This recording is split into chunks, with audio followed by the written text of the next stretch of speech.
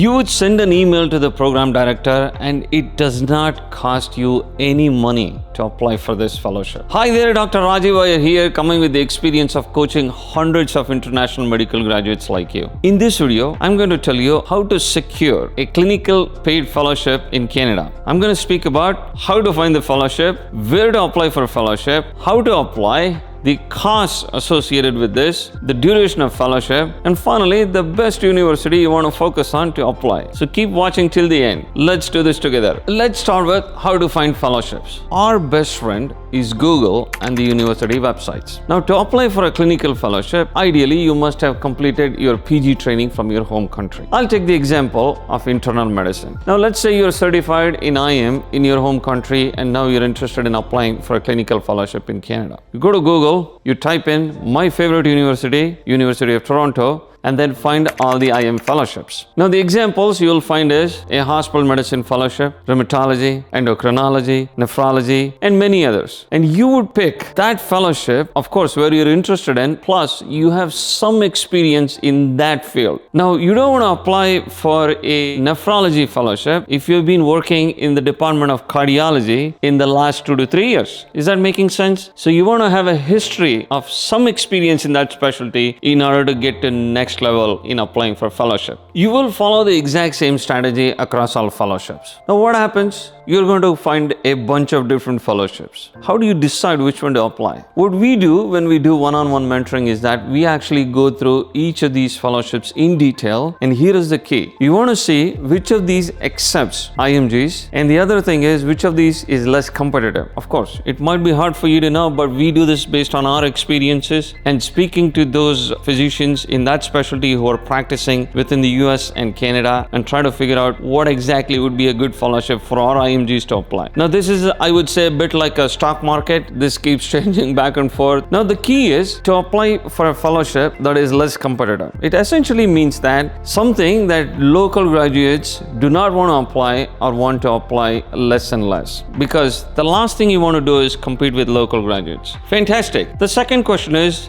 where to apply. When you open the website, you will find many different ways that you can apply. An example is you could go through ERAS, San Francisco Match. You could go through the university created IDs or direct email to the program directors. So what we suggest our IMGs do is, if the university or the hospital does have a login ID that they ask you to create to submit the application, that is the route you may want to choose. But if that does not exist, then you just send a cold email to the program director. And when you do this, you have to be extremely careful, and which is why I'm going to tell you how to apply for fellowship. Whether you apply through the central portal or send an email, there are few things you need to keep in mind. The common things are you must have a beautifully written CV. It must look professional, clean, neat, and preferably not have any colors, not have any pictures in it. Think of in such a way that if the program director decides to print your CV, that it should look pretty clear, because what happens is the electronic versions in color looks fantastic, but if they print it and if they don't have a color printer, it's going to look pretty bad. So keep it plain, simple, boring, and that is okay. It should be highly professional. The second thing you need is either a personal statement or a cover letter. So we usually recommend sticking to 2 pages and where you describe all about yourself, the values you bring in,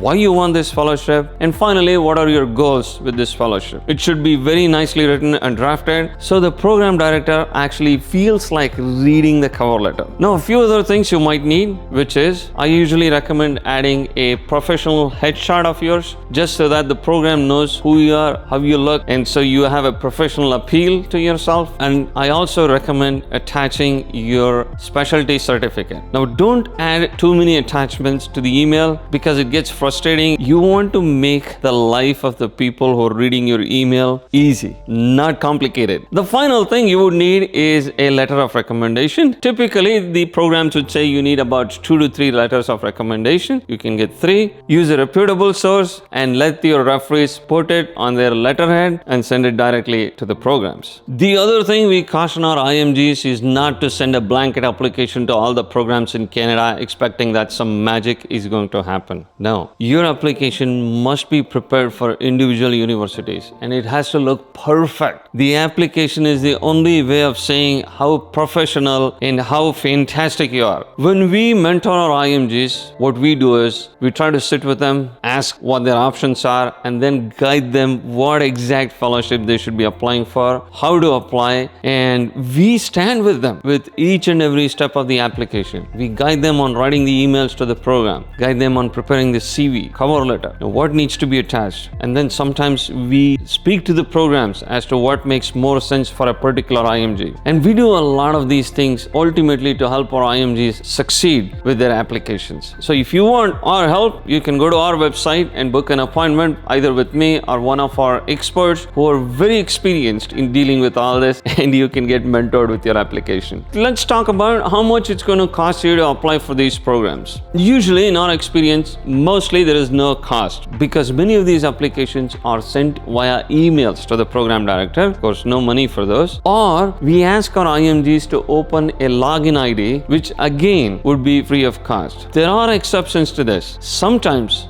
we have told our IMGs to go through a central portal only when we think they can be eligible for these. I have seen those might cost some money. I have seen as less as $5 per application all the way to a few $100s. Overall, the costs are not too much because think about this. If you get into a position as a fellow, you're going to get paid in Canadian dollars, and that can open your door for next positions. And if you get absorbed into the system directly as a consultant, assuming you're one of those IMGs who's eligible to do so, then you're looking at hundreds of thousands of dollars in salary for you. So the expense for these applications is very minimal in the long run. You see how this investment has a huge high yield of return if done properly. Making sense? Is what I'm saying helping you? Just post in the comments yes or no. At least I know I'm just not speaking, but rather this is translating into something that you can implement in your career and in your life. The next thing is about the duration of fellowships. This is variable based on specialties. Most fellowships are actually a year long. There are some fellowships that say you can actually have a 2-year fellowship, and sometimes they also say the second year being optional. In this case, I always recommend start with 1 year, and then once you get into the system, then you can always say you're interested in doing your second year. If you want to say second year right from the beginning, that's fine, but you should have a definitive goal as to what your plan is, because most often the second year fellowships tend to be research. On the other hand, for many specialties like cardiology and some other specialties, the fellowship can be longer. They can be 3-year long, and of course it depends on the type of specialization you're eligible for and what fellowships you get into. The more number of years you spend in a fellowship in Canada, the higher the chances that you can get absorbed into this system. Because remember, both Canada and US has an extreme shortage of doctors. You and me as IMGs can make use of the opportunities to establish yourself in these countries, assuming you're interested to do so. And finally, the most favorite, what is the best university to apply to? When we mentor IMGs, I usually start recommendations with University of Toronto because this is the most reputed university in Canada. I myself trained from there, so I'm very familiar with the University of Toronto. Plus, they take a lot of IMGs. A general rule of thumb is start with universities that are closer to the US border and then start moving up, because these universities tend to be a lot more open to take IMGs. Of course, it does depend on the individual candidate. We do have an example of an IMG who moved from India directly as a consultant into the province of Alberta. Now, these things do happen, and it does depend on what your specialization is and how fantastic candidate you are on your CV. Now, in general, there are 17 universities in Canada. It's hard for me to remember too. You can go to our website www.imgsecrets.com to look at the list. In general, you focus on the first 14 universities in Canada if you are someone who speaks English. If you're someone who's really proficient at French, then you can look for the options 15, 16, and 17, because these 3 universities are heavily focused on French. All right, after hearing all this, I hope now you have a plan of how to find and apply for a fellowship so you successfully get called for an interview. Still confused? Not to worry. You can always first go to our website and book an appointment from there, and we will sit with you to mentor you and coach you with each and every step of your application, so your chances of getting successful goes up. We're gonna put all our experience and expertise into you. I have also made a video here on the different steps of how one can be a doctor in Canada, which I encourage you to check it out. If you have any questions, do post in the comments below. We try to get back to you as soon as feasible. Take care, stay safe. I will talk to you soon.